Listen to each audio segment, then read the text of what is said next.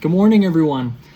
This is our critical inquiry class and our first discussion post on evidence-based practice in physical therapy. So I know very little as it relates to evidence-based practice in physical therapy. My experience thus far in undergrad, I did a lot of research on an argumentative essay that I did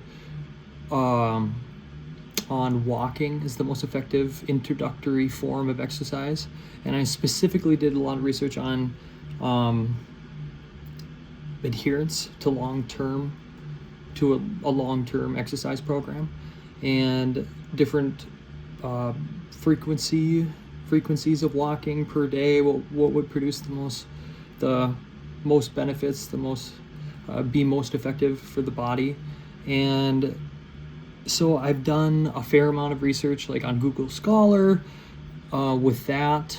And what was really cool, my experience is that in diving into it, I learned a lot, looking at these different studies and articles, specifically that like the ACSM and the CDC in 1995, and I'm pretty sure it probably was before then, and it, however many years they modify it to provide a more accurate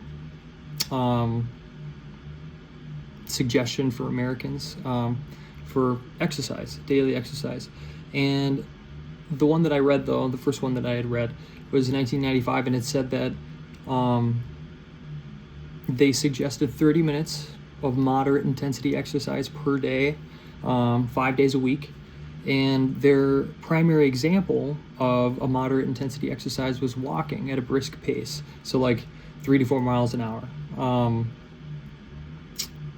And they also, as I dove more into different studies and stuff, that their primary, the primary thing that like blew my mind was that they suggested that walking could be that 30-minute suggestion for daily exercise, the moderate intensity exercise, could be broken up into 3 bouts or multiple bouts. And so you could break up a 30-minute walking regimen per day into 3 10-minute walks. And so I dove into that. And then from there, I dove into walking and the effects of walking after a meal and what research supported that. And it was super cool because I learned a lot, and that's what I wrote my essay on. And that all being said, it was awesome. I didn't really know what I was doing. I spent a lot of time in different sections, like we talked about in class this week, the results, the discussion, the methods, and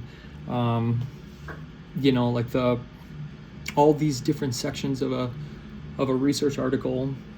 I spent probably a lot more time than I needed to, just because I didn't really know how to navigate. And so that's something that I'm really excited to learn how to do in this course. And I'm also really excited to learn how to navigate the most supported and peer-reviewed studies that can be applied to individual people with specific conditions.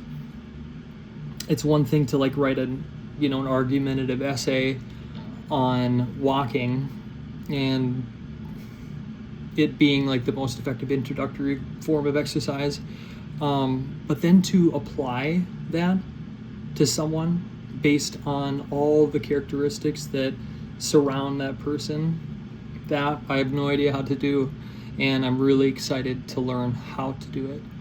I think it's really easy to apply methods and like techniques based like exclusively on like your experience. I'm like 100% I do this, or that worked for me, so I'm gonna tell someone else to do it. But I really believe like that kind of anecdotal approach, especially like in physical therapy, it takes the profession out of the physical therapy profession. That's my belief. because I think that unity and like the gathered knowledge of a specific community like physical therapy, there's power in that. Being able to make informed decisions based on gathered knowledge from the physical therapy community and professionals who are pursuing to better understand the science of what works and really doesn't work. So I'm super stoked, man. It's gonna be sweet. Excited to listen to everybody else's posts, and have a great rest of your weekend.